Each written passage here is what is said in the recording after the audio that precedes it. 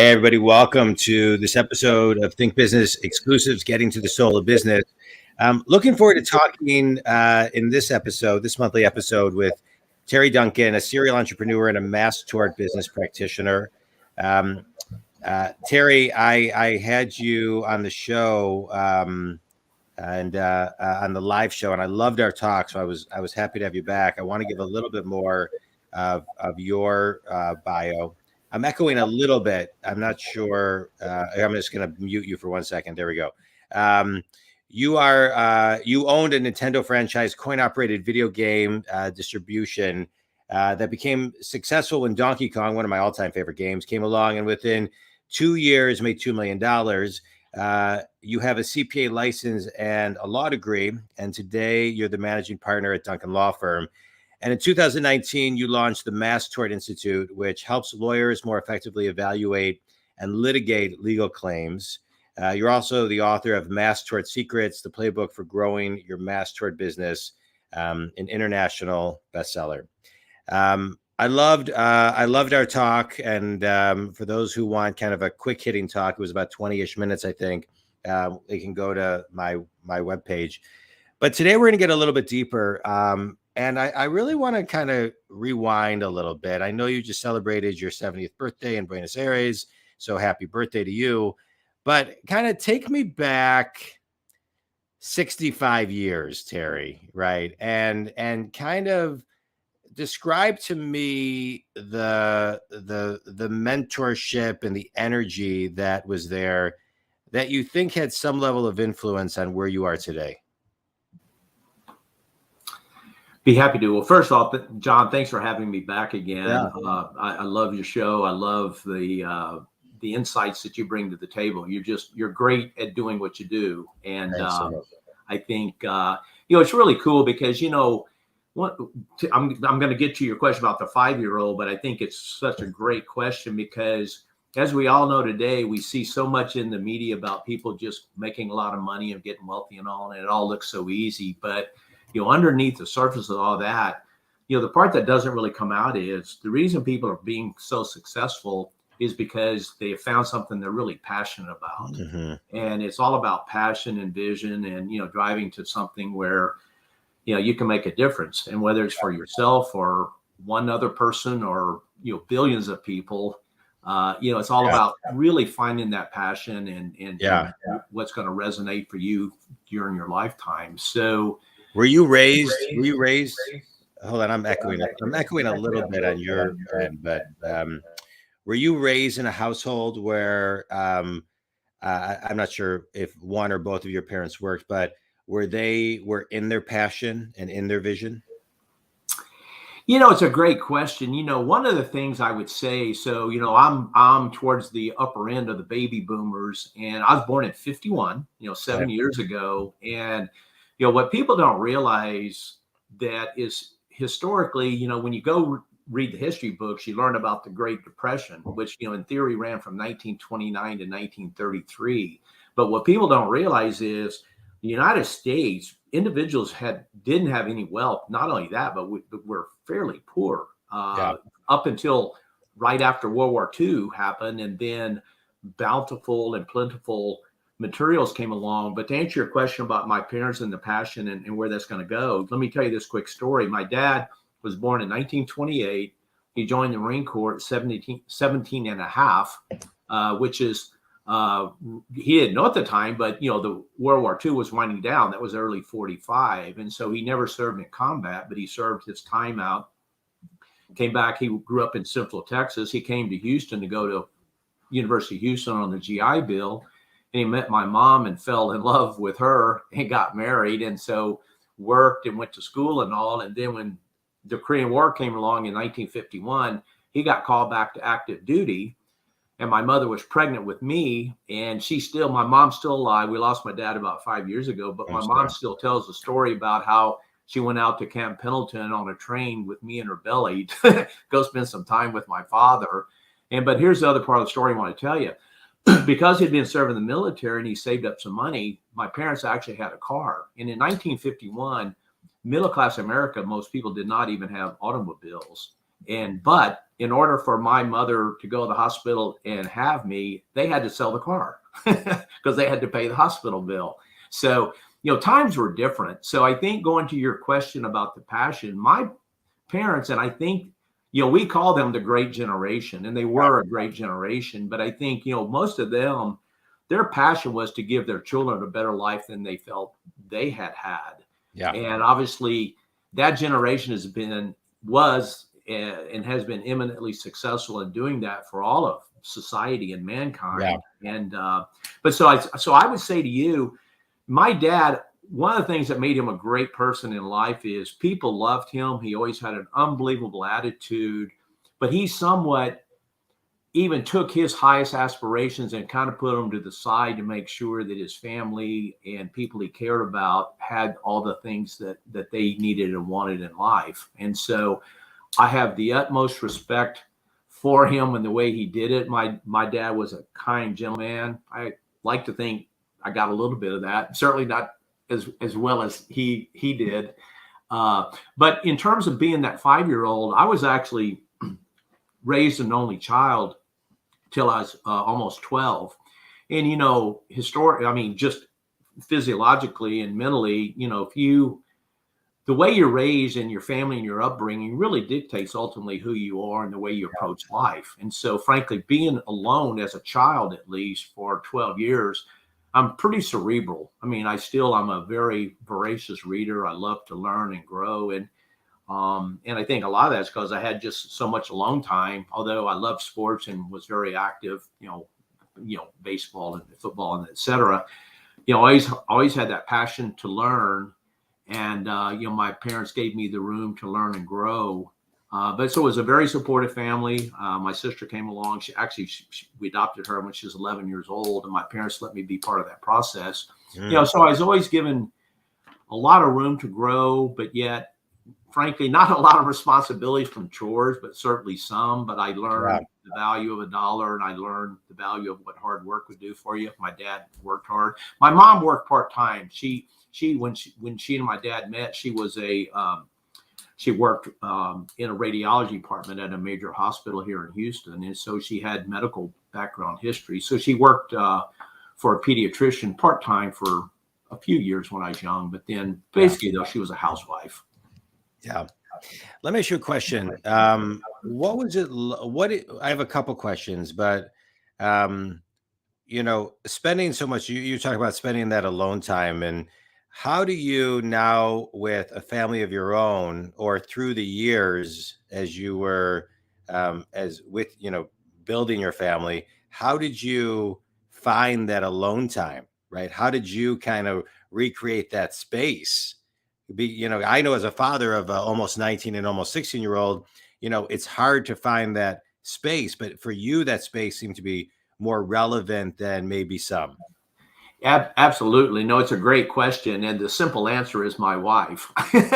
And, I will tell you, I just turned 70. The other thing is 3 days ago, we just celebrated our 47th wedding anniversary. Oh, happy anniversary. Thank you. And so, frankly, people that know her know she is the strength of this family. We actually ended up not having any of her own children. She did miscarry in her late 20s, and we ultimately did in vitro a little while, and that we could write a book on that. But long story short, we never ended up having our own children, but we had and have 13 godchildren. So, and it's not because of me. It's not that I'm a great godfather. My wife is an unbelievable godmother. I bet. But what was cool is, and didn't plan life this way. We always plan on having a family and doing all those things. But frankly, I'm still the child in this family. Yeah. So, I still play video games. I played Clash of Clans and Brawl Stars. And so, my Nintendo days are still with me. Right. But, I just bought an Oculus 2 that should be here any day, because I want to start, I've been researching so much about metaverse and, AI and VR and, just all of this. And so I feel like I need to be more on the front lines of understanding VR and really how it works. Yeah. Technology is just unbelievable. I remember Dan Sullivan, who runs a company called the Strategic Oh, that's Coach. great. Dan I'm wrote reading his book right now. I'm reading his which new one? book. Who Uh, not how? no. His new book. I'm loving it. It's About the gap. Gap. Yeah. It's what's it called? It's called hold on one second. It's called Gap in the Game. Yes. Yeah, Right. it's great book. Great book. Which by the way, he's been talking about the gap for over 20 years, really. He continues to evolve it and build it. But I mean, I'll tell you, I'll come back to your question, but while we're on this, I don't want to lose this. One of the best things in life that Dan did for me personally is if you're a high achiever, what he said was, the gap is, where you are now and then where you're going and how you measure that. And it was an aha moment for me because throughout life, I was always dissatisfied with my progress and what I had done. And what Dan shares with you is the way to look at the gap is, and to have happiness in life ultimately is, the important thing is how you measure that. And what that means is, here's where I am today. I'm going to take an action. Once I've taken the action, where am I at that point? Right. And the issue is, if you're going to be happy, measure the progress you've been able to make, not measure how much of what you want to accomplish you didn't get done. Right. I always did the former rather than the latter. And so quite honestly, when I was in my 30s and everything, I would really beat myself up. Yeah. And as an aside, I mean, I had the Nintendo business, with a video game distributorship business, sold that, had some video stores, sold that, and went to law school. And while I was going to law school, became a CPA. And so frankly, most people would think, in theory, I had a full-time job. I became a CPA. I got a law degree in 3 years, in theory, going part-time, which 3 years is a normal program. And at the end of that time period, I'm still beating myself up over being an underachiever. And most people would say, wow, that was, pretty darn impressive. But at that point in my life, I really felt I was not achieving my full potential. And so to learn how, Dan shares with you how to deal with the gap and everything really can be life-changing. And frankly, it's made me a much happier person learning that concept from him, 20 years ago. Yeah. No, his concept is really good. I took a year of strategic coach, and one of the things I talk about in the class that I took was that. And so I'm loving the reminder of the book, because it is a good reminder to be present and enjoy what you are doing, what you've done, to be proud of yourself, and what you're doing. So let's kind of evolve the conversation. And so you're growing up in this house. You're a major reader. You start this business, this video game business, which at the time, if you look at Donkey Kong today, it's still a great, you're talking about a Nintendo franchise. And so how did you get into that piece of the business, right? So that was, how did just kind of walk us through a little bit about, because you're an entrepreneur, you're an attorney, right? So how did you fall into the video game business? So just in terms of historical, I actually became the attorney after I did the video game distributorship. And so historically, I actually came out of college. We got married in 1974, and people don't know it. It wasn't a big one, but we actually were in a pretty significant recession in 1974. And I was getting married. I was still finishing up my undergrad degree, but had to go out and get a real job and everything. And in a recession, jobs were tight. And not to disparage this company at all, but I mean, I was interviewing to become a manager at Pizza Hut. And frankly, that was at the time going to be a really good job. Fortunately, my father-in-law was a partner at a major property casualty insurance agency here in Houston, and he got me a job interview. Now, I like to think he didn't get me the job, and I really don't think he did, but I at least got the interview at a company at the time called Cameron Iron Works. It's now called Cameron, and it's a division of a major oil field company. But anyways, I went to work at Cameron. So I was actually ended up in sales and marketing in the valve industry for about 7 years before I moved to the distributorship. But to answer your question, I don't know if you've ever taken the Colby A instrument that tests. Of course, I've taken Colby. What's your? I can tell you what my Colby is. Hold on.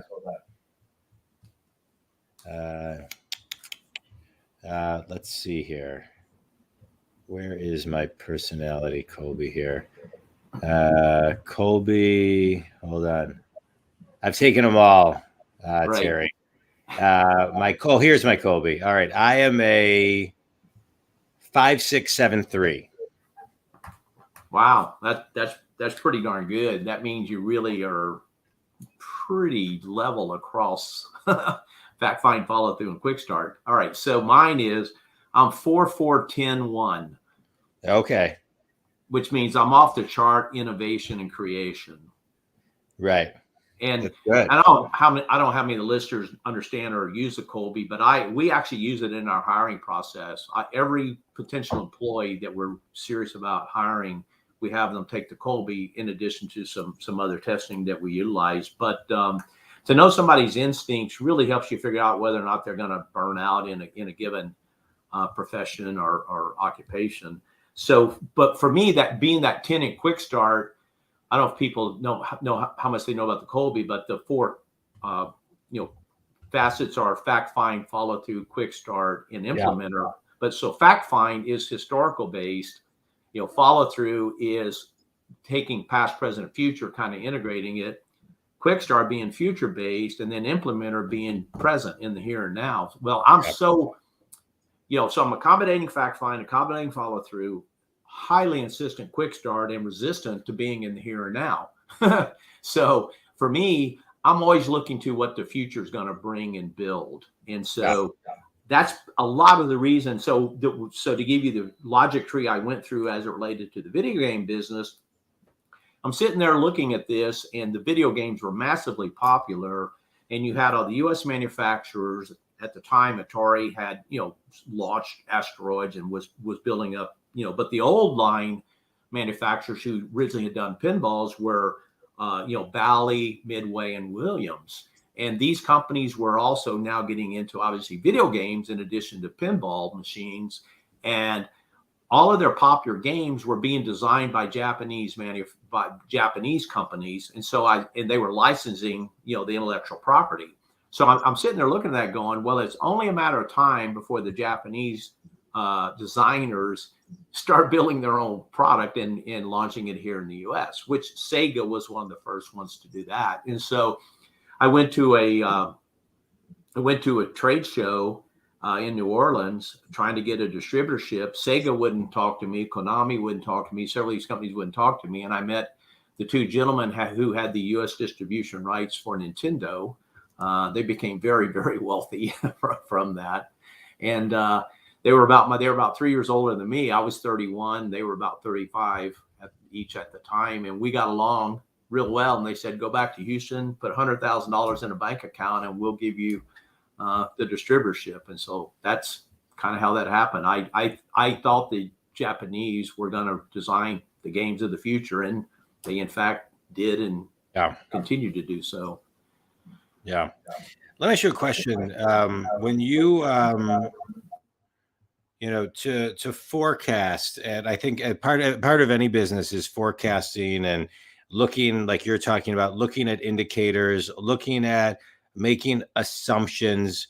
We're in a world right now, as we record this, it's December 2021, and this will air, in the next few months. This is a series that goes out once a month in 2022.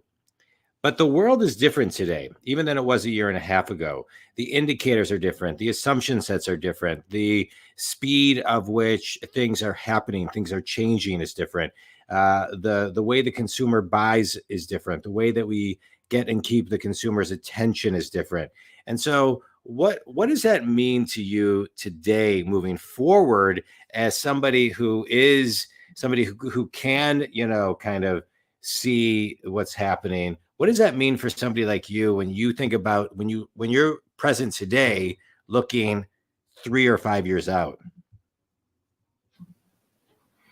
So I've been doing a lot of reading around this. In fact, I'm getting ready to grab a book and show it to you for me, frankly, for the next 20, 30 years, whatever my life cycle is going to be, it actually is going to be life changing for me, just from a relative perspective of where we are in history. And I'm very much a history buff, by the way. I love the past and what we can learn from it. Ray Dalio is, Oh, yeah. But he's really getting out here and talking now, which is interesting. He's a pretty introspective guy and who doesn't do a lot of speaking in the public. And now all of a sudden he's talking about China and having a lot of conversations. So that in and of itself should tell you something, is when Ray Dalio comes out and starts talking. Yeah. And his book Principles is one of the best. But I want to highlight this too. You're talking about the next 20, 30 years. Most people don't realize that 1980 and 2021 are as far apart as 1980 and 1939. And so when you think of the difference of how the world has changed, I think sometimes people don't really pay attention to what's changed from 80 to 2021 and the difference of 2021 to 2041 and 51. So keep on going. Yeah, so you're spot on. In the historical tides, the water level rises and ebbs, and we're going to be ebbing at some point here. Somehow we put off the inevitable, but it's coming, and it's going to be really ugly. And by the way, let me grab this book. I want to show you. Yeah, grab it. I want to see it.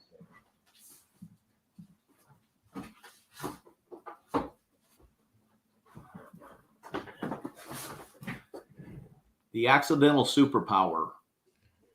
Tell me about it.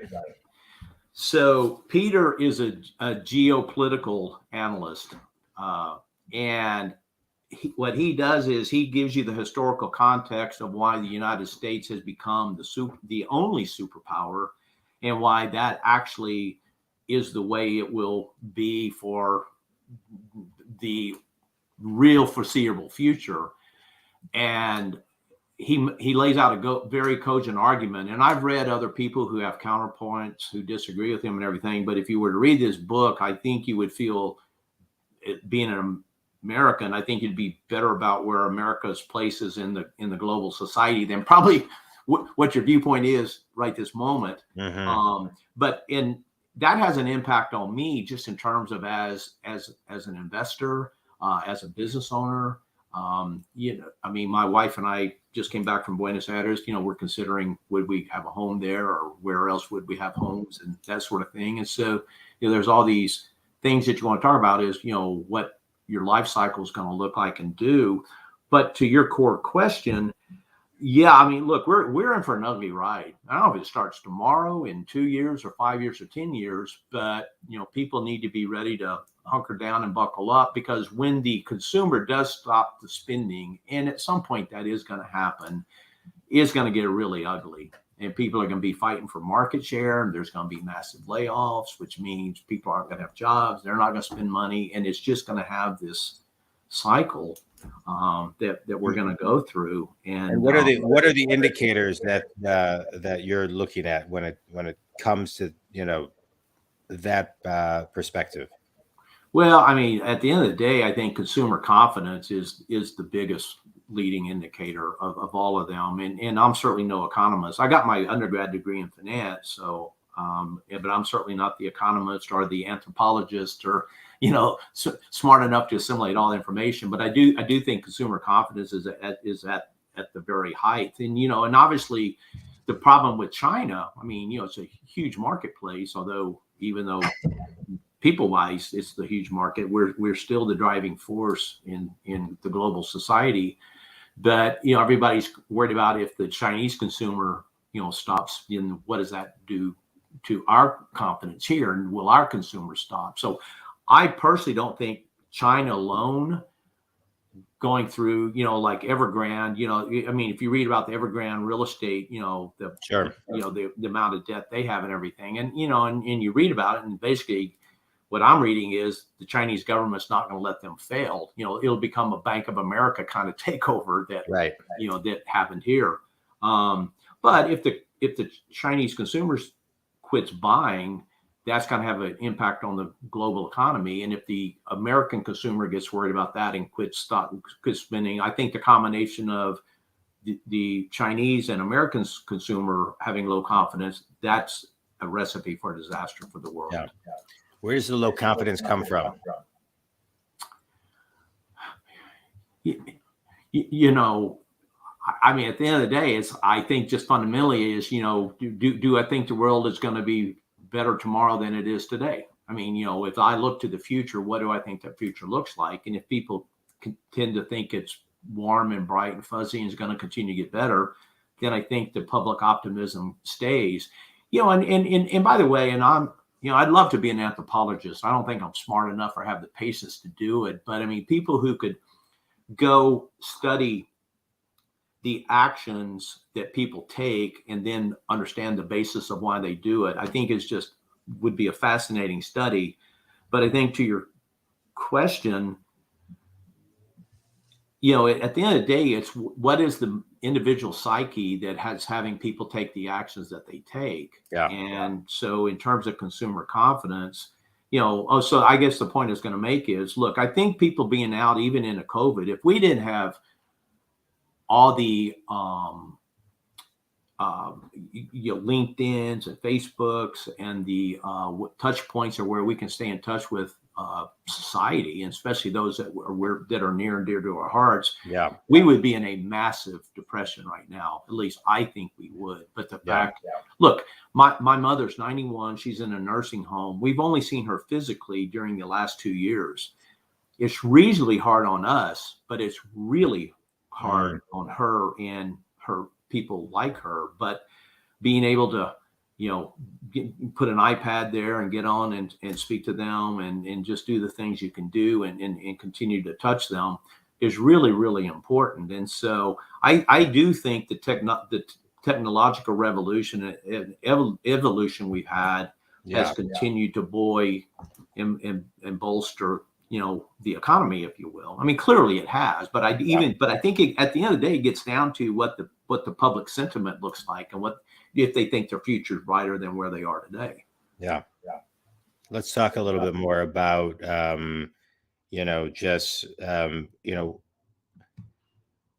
forecasting what people think about tomorrow, and just the idea of just helping people, right? So in 2019, you launched the Mass Tort Institute, which helps lawyers more effectively evaluate and litigate legal claims, and also wrote a book called The Mass Tort Secrets, the playbook for growing your mass tort business, which has gone on to be an international bestseller. But for the person who's listening to this who doesn't necessarily maybe know what tort business is, right? You're growing your mass tort business. Kind of define mass tort for us first. So let's start there. Okay. Yeah, that's a great question. And there's very much a misconception of what that is, if people even know it all. So mass torts, we're all aware of them because we see it in the news, but this is the opioid crisis. This is the litigation that's going on against Bayer Monsanto as it relates to Roundup. This is the litigation that's going on with Johnson & Johnson around talc cases. So basically, anytime there's to keep it simple, anytime there's a pharmaceutical or medical device that injures somebody, they manufacture so much of that product, if you will, that many times it may injure hundreds, thousands, sometimes tens of thousands or hundreds of thousands of people. And if there's that many people who ultimately feel like they've been injured by a given product, if you will, then technically they would file a lawsuit to go make a claim against that manufacturer. And so that's what happens. But if there's enough claims against a given manufacturer all around the country in the federal courts and or state courts, if you think about it, let me back up and tell you the story. There was a product called transvaginal mesh that was used back for about 15 years. And then women started having, during the whole time that they were having problems, but it really came to a forefront. The companies continued to market this product and implanted it in literally millions of women. And at the end of the day, there were hundreds of thousands of women who felt they had serious injuries from it. And so in the federal courts, there were 105,000 lawsuits filed. And if you stop and think about it, there's no way any judicial system could go handle and try 105,000 cases. Yeah. Even if you had 80 or 90% of them settled, you still couldn't try 10 or 20,000 cases. It just bogs the system down. And so a mass tort is one where people have similar injuries such that this can all be adjudicated under the auspices of a federal judge in most instances. There's also some done out in California and a few other state jurisdictions. But basically what they do is they create what's called a multi-district litigation process. An MDL is the acronym. And so any of these torts where you see the commercials that people are running, if you've been injured by, fundamentally, that's probably a mass tort. I mean, it just to give people context of what's going on in commerce. And so, but what happens behind the scenes, lawyers like me are aggregating hundreds and some thousands and sometimes tens of thousands of those cases. And then they're put into the legal process such that over a period of 3 to 6 years, the evidence is discovery is done, evidence is gathered, expert witnesses are brought to light, and then there will be some trials, potentially if it's not done as a global settlement. And ultimately, hopefully there's some kind of a global settlement that is reached. So you are in a way Aaron Brockovich of sorts, right? You're on mute a little bit just because I was echoing. So, but you are in the pursuit of justice, right? To help people. And so as somebody who is leading that, doing that every single day, that's got to be a very tough, you're a detective looking for clues and doing your best to help people, but it takes a long time. And as you help people, you also are kind of part of their emotional journey of it. And so as a business person, how do you compartmentalize that? So, I mean, it's a great question. And that's why I said you're a really insightful guy. I mean, to your point, it really is, it's a, let me back up and make this overarching comment. For most people, buying a home, getting married, buying a home, having children, are the most impactful things of their life. Add to that being involved in a lawsuit, right? I mean, these are high impact, some of them good things, some of them bad things. But even if you're a plaintiff in a lawsuit, it means you feel you've been injured. And so you're going through a healing process. And so you're spot on. There's this healing process that the people have to go through. Some of this litigation cycle hopefully can be part of that healing process for them. But you're right. In mass torts take anywhere from 3 to 10 years to go through a cycle. And so there's touch points, there's information you've got to share with clients as they go through the journey. And so you've really got to, touch them often enough, but not too often that, you're a pain, but just make sure they're going to respond to you when you've got to get information from them as it relates to their specific cause of action. And so it is a balancing act. And so, we think a lot about what the client experience is going to look like. But I want to dive deeper into this because I think, it's really difficult. One of the most difficult things for people is to bring their business home with them. One of the most difficult things for spouses is for their spouses to bring their business home with them. And this is something where there seems to be more emotional, I don't want to use the word emotional baggage, but there's more of an emotional connection, especially if you believe that the people have been wronged and trying to fight, for their rights when it takes 3 to 10 years, do it where you can keep your own, where you can stay grounded. Well, it's a great question. I mean, one of the ways I do it personally is I actually think I've got the personality and the mindset that I could have been a good litigator. People relate to me and tend to like me. And the key as a lawyer, if you're going to do litigation, is make sure the jury likes you and your client. But I never did that. And so to your point, those that do the litigation, it can be a 24/7 situation. I mean, Mark Lanier they just did well in an opioid case here this week. And he'll have to put away 3 months of his life to go try that trial. And so it's very hard on the lawyer, on the family, and everybody. The part of the Mass Tort world where I operate is actually more on the, finding the clients, getting their cases worked up, and then we usually co-counsel with the litigating firms who go fight the good fight in the courtroom. So I really am more of that's why, frankly, my book is written as a business practitioner, because yes, I'm a lawyer and I certainly represent clients, and I make sure I've got the best co-counsel representation I can, so we optimize the value for my clients.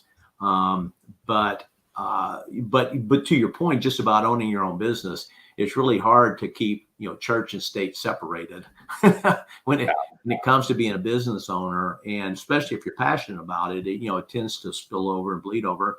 One of the biggest mistakes I made going back, I mean, I was a tax, and estate and tax lawyer for 25 years before I got into this career. That was when I came out of law school. And one of the mistakes I made was in the early 90s, I traveled all over the country working with some of the most affluent families in our country. And I wanted to figure out how I could be more accessible to them. So I got a pager. That was high tech back in the early 90s. Biggest mistake I made, because the problem with the pager, mentally, people thought if they paged you, you were going to immediately call them back. Well, we didn't even have mobile phones then. And so but even if I had, I would go spend a full day with a client doing nothing but working on their situations. Yeah. I couldn't jump out and go take this phone call and that phone call.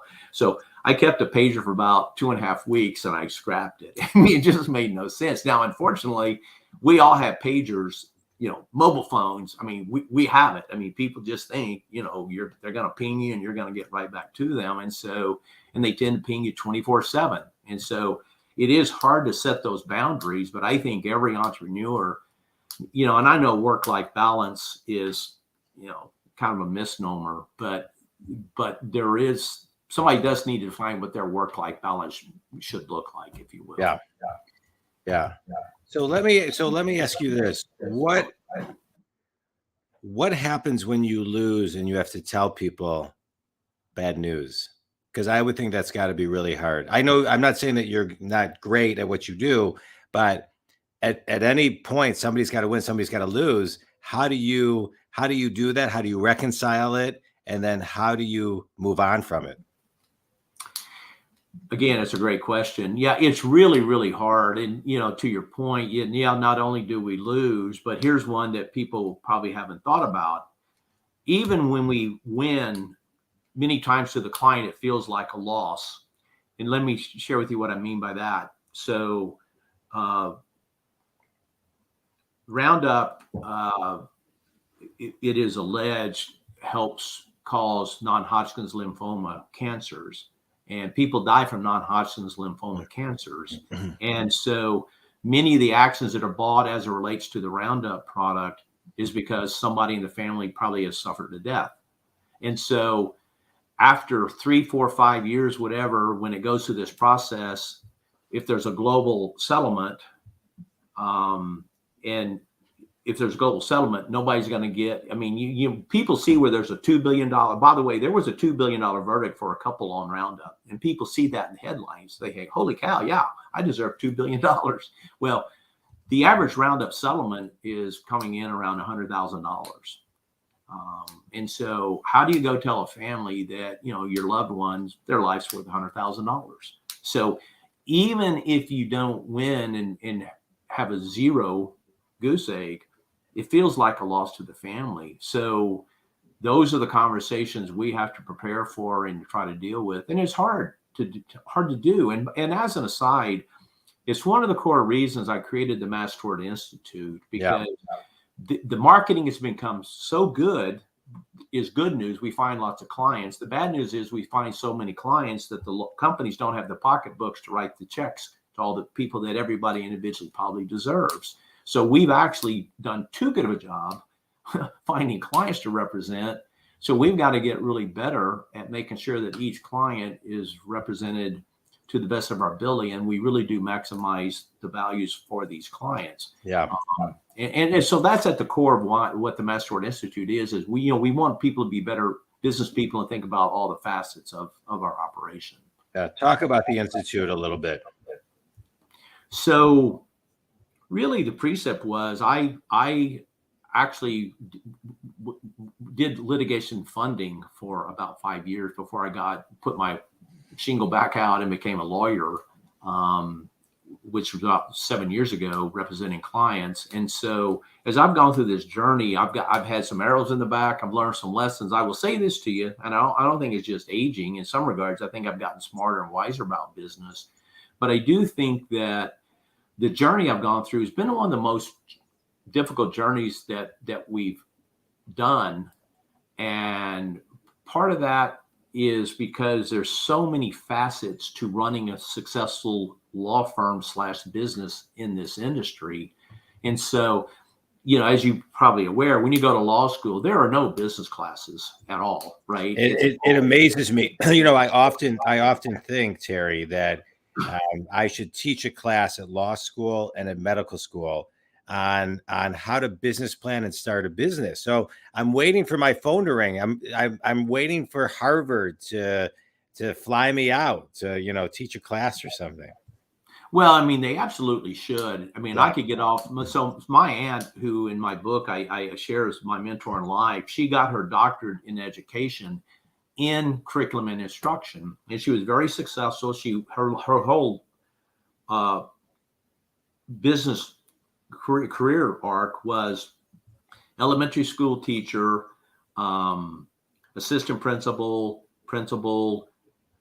district superintendent, deputy superintendent of curriculum and instruction, and then she became the superintendent of the Houston Independent School District, which, by the way, $1.6 billion budget, 35,000 employees. That's a business. So that's my mentor in life. But we would have these debates about, the education process and what we teach and train people and everything. And, quite candidly, I don't think that I personally don't believe the education system is structured in a way that it's teaching and training our people for the future. Yeah. And to your point, spot on, so many of these disciplines where people learn a trade or a craft, if you will, being a doctor, being a lawyer, how do you then go turn it into a business? And so I totally agree with you. I think there needs to be a lot of revamping and restructuring in terms of, what curriculum should be shared and presented. And by the way, it's getting a lot harder to be successful in business. I mean, I really do believe that it is so competitive. It was a lot easier to run a Nintendo franchise in 1982 than it is to go run a law firm or a podcast enterprise and, whatever. I mean, there's just so much competition. Everybody in their minds is going after, same market share. And, frankly, the economy was localized. We're now truthfully a global economy. And, and you're fighting for the bandwidth of everybody else in theory that distributes a podcast, right? It's not, you're not just fighting against the Business Coach podcast people. You're fighting against every other podcaster, the Joe Rogans of the world. I mean, if, we all only have so much time. And so where are we going to dedicate and allocate that time? So at the end of the day, we've all got to learn how to bring increment strong value to our clients. Amen to that. Where will you be allocating your time the next 10 years? So continuing this is the space I want to stay in. I really feel I've planted my flag for the last time. I really want to continue to make a difference with fellow lawyers. So in the Mass Tort Institute, one of the things we're doing is we're creating a program called the Certified Mass Tort Paralegal, because the Mass Tort practice of law is not like a traditional law firm. And so we've got actually to train people, get them ready for jobs. So when they step into a job in a intake situation, medical record review situation, that sort of thing, that they can come add value, and we don't have to train them from the ground up. Right now, we can't. Somebody who went to paralegal college, believe it or not, in my firm, less than 7% of my team are actually paralegals. I mean, I don't need a lot of paralegals. I need customer support people. So it really is about continuing to try to help hone the craft of what we do as practitioners. And so that part of me is my giving back, if you will. The flip side of that is, I continue to want to elevate the game. I love the marketing aspect. I came out of sales and marketing, and that really is still my passion. And so I'm involved in a couple of ventures where we're really trying to elevate the marketing game. Yeah. And so that's a lot of fun. So that's what I see for the next 10 years, continuing to, cultivate and help people train so they can come get really nice jobs and add value to law firms, and then continue to cultivate the marketing craft of how we attract our clients. Yeah. I love it. Well, I have no doubt that you will continue to elevate the game. Quick speed round. You ready, Terry? Yeah. Behind every strong man is a stronger woman. You talked about your wife as just an incredible human being. She sounds like that. Best piece of wisdom that you've learned from her? Just always be kind and supportive to people. Okay, I love it. Minus the book that you shared earlier, what's another one of your favorite books? Wow, I mean, let me try to distill it down. I would say an oldie but goodie, Stephen Covey's 7 Habits of Highly Effective People. So good. Yeah, so good. Best piece of wisdom your parents gave you? Just always be humble. Best piece, biggest lesson you learned from a client?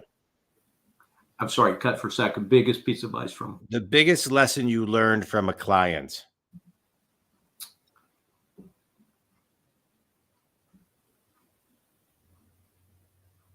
I won't name who the client is, but I did planning for a client who built a company that, he's now on the Forbes 400 list. And he created 2 trusts that when he died was going to provide educational opportunities for the people of the town where a lot of his employees live. And this, he's still living, but this will have a huge impact on that town and that state and society. And so, and nobody knows that he's done that. And so it's just to be able to go make a difference and have people, not look for the attaboys out of what you do in life, I think was what I learned from that. So I love it. And as an aside, like for instance, like the Mass Tort Institute, it's not about me at all. I mean, this is about everyday people leaning in and making a difference and trying to add value to one another's lives. Yeah. Well, you are elevating the game, Terry. What I love about my podcast is I get to meet amazing people. I met you through my podcast. And what I love about this series is this series just kind of takes the listener into raising a higher level of consciousness. And the work that you do is helping so many people. The intent is so clean.